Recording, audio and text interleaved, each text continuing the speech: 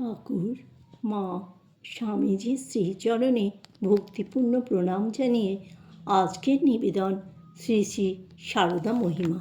স্বামী প্রভানন্দ।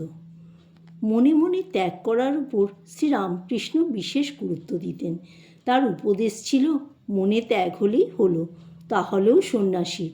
সংসারে থেকে সন্ন্যাসের উচ্চ আদর্শ পালন সম্বন্ধে শ্রীমর মতো উন্নত সাধকও পুনঃ পুনঃ সংশয় প্রকাশ করলে শ্রীরামকৃষ্ণ তাকে ভরসা দিয়ে বলেছিলেন, সত্য বলছি, তোমরা সংসার করছো, এতে দোষ নাই, তবে ঈশ্বরের দিকে মন রাখতে হবে। শ্রীরামকৃষ্ণের উপরোক্ত উপদেশ যে স্তববাক্য নয়, উপরন্তু সে উপদেশ নেহাতই বাস্তবমুখী ও কার্যকর। তার আদর্শ নমুনা শ্রীমায়ের জীবন।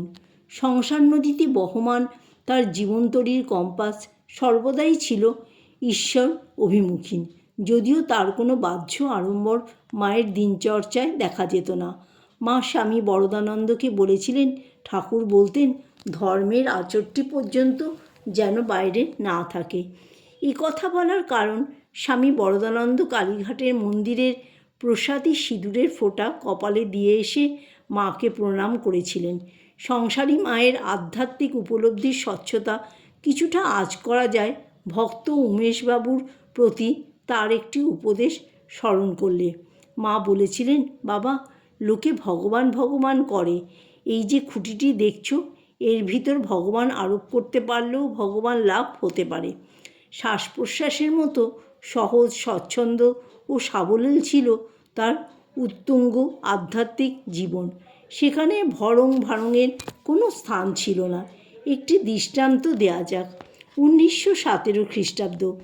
মায়ের জন্মতিথিতে সমবেত ভক্তগণ তার চরণে পুষ্পার্ঘ্য, মালা ইত্যাদি দিয়ে ভক্তিভরে প্রণাম করলেন। মাকে কেন্দ্র করে চারিদিকে আনন্দের পরিমণ্ডল।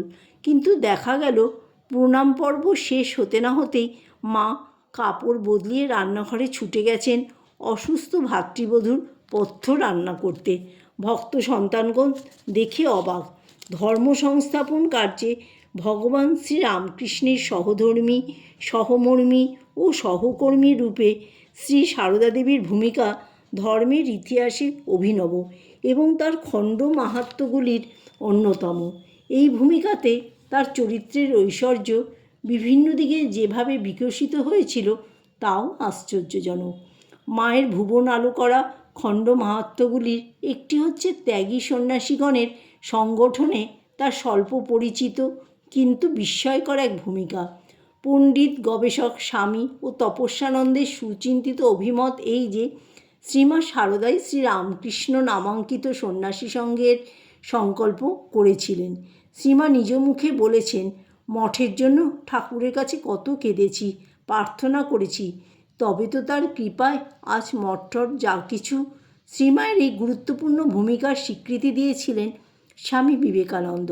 রামকৃষ্ণ মিশন অ্যাসোসিয়েশনের সংগঠন সভায় তিনি শ্রীমাকে সংঘজননী বলে অভিহিত করেছিলেন।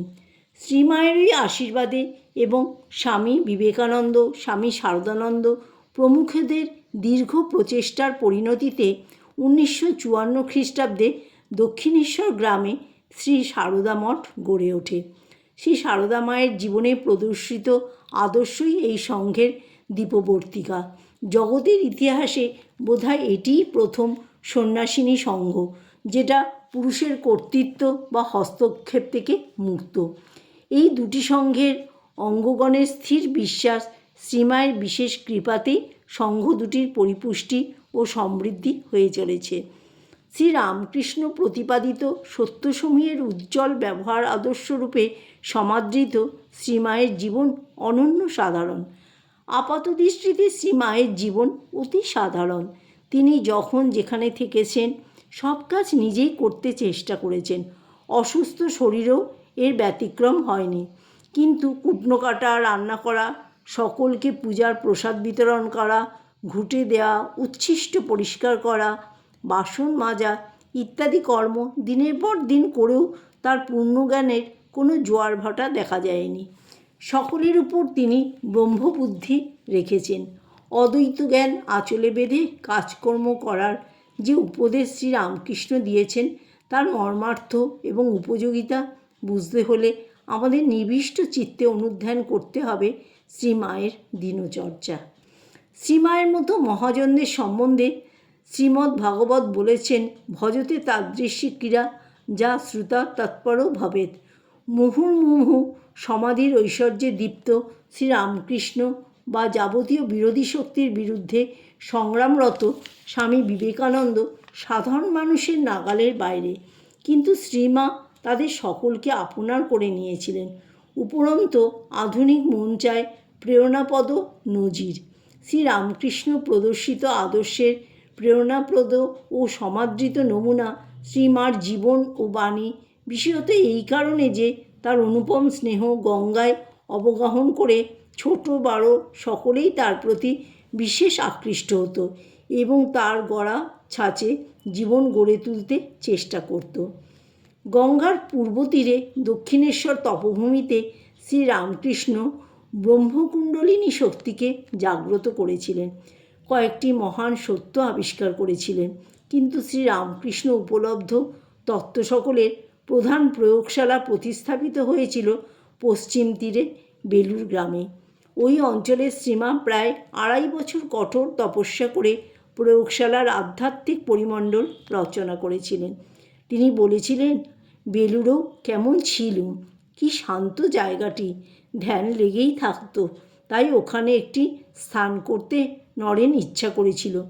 বেলুড়ে প্রতিস্থাপিত কেন্দ্রে শ্রী সারদা দেবী শ্রীরামকৃষ্ণের সচল বিগ্রহরূপে 2 দশাধিক কাল মুখ্য প্রেরণা উৎসরূপে স্বপূজিতা হয়েছিলেন। জয় ঠাকুর, জয় মা, জয় স্বামীজি।